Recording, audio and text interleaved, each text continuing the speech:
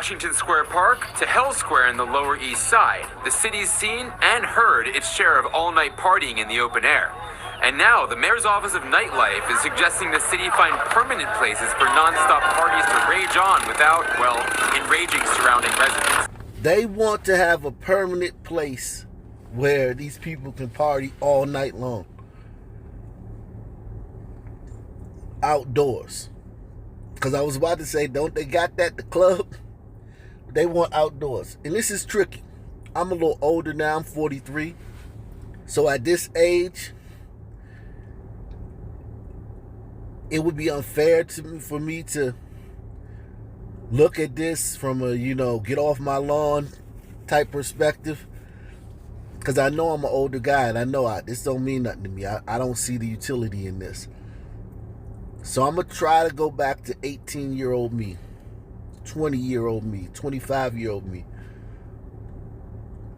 I still think it's a bad idea during a crime surge, during an epic murder wave in a city that is one of the ground zeros for that epic crime and murder wave. I think these places, while you have a lot of people that just want to party, well, along with partying comes alcohol and drugs. Along with drugs comes drug dealers. Along with drug dealers comes vying for territory, vying for dollars. Along with that comes shootings. And then you mix that with the shootings over. You stepped on my shoe. You looked at my girl. You bumped me. Oh, there go those dudes from such and such street that we already had a problem with anyway. They're here too. All that stuff. So I just think it's a terrible idea right now. Maybe you can revisit it sometime in the future if things calm down, which I don't see happening. But during the midst of a murder wave, I think it's a horrendous idea.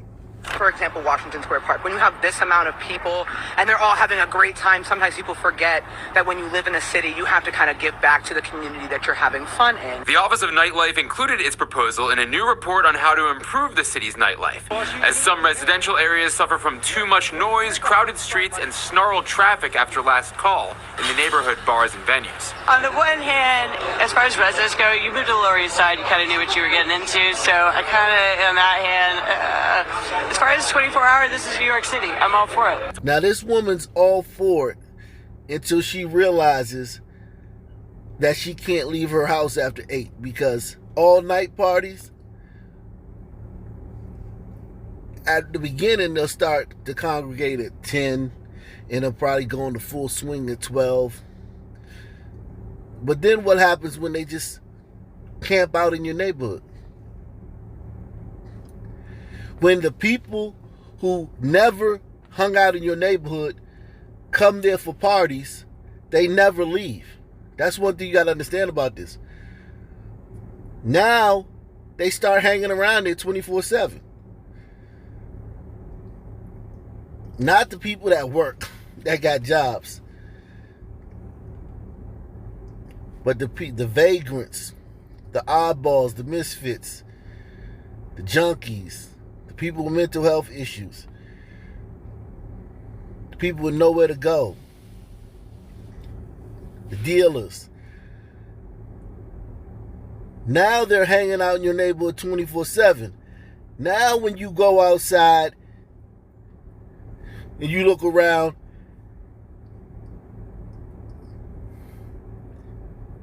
instead of feeling like you in the Lower East Side, now you feel like you in Memphis or Baton Rouge.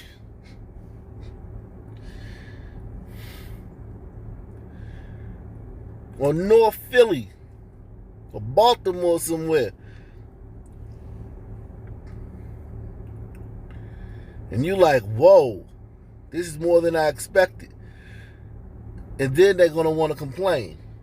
On the one hand, as far as residents go, you moved to the Lower East Side, you kind of knew what you were getting into, so I kind of, on that hand, as far as 24-hour, this is New York City. I'm all for it. Tucked away on page 136 of the 158-page report, the agency recommends identifying potential areas with low residential density where a limited 24-hour program might be tested, allowing late-night activity to operate free from nuisance complaints or other conflicts. I think that we could definitely develop some party hubs in the city that are less intrusive to people that are trying to sleep across the street. ONL points to other cities that have 24-hour nightlife, like Tokyo, Japan, Santiago de Cali, Colombia, and Amsterdam in the Netherlands.